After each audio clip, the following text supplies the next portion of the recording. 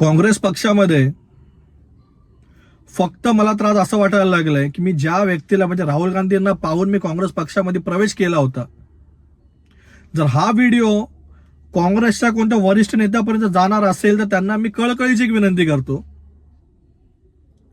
की एकट्या राहुल गांधींनी वोट चोरीसारखा महत्वाचा विषय जरी बाहेर काढला तरी सुद्धा काँग्रेस पक्ष मधला जो सध्या काळ आहे काँग्रेस पक्षाचा हा कधीच बदलणार नाही. कारण की स्थानिक पातळीवर जर आपण पाहायला गेलं तर काँग्रेस पक्षामध्ये काम करणाऱ्या लोकांची विचारधारा ही आजही भाजपला मानणारी विचारधारा आहे.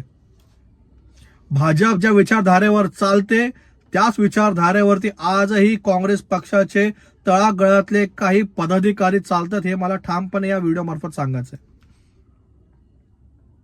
लोक काँग्रेसकडे यासाठी या दृष्टिकोनातून पाहतात की काँग्रेसमध्ये सध्या बदल घडतोय, काँग्रेस मानवतावादी विचारसरणीकडे वाटचाल करते.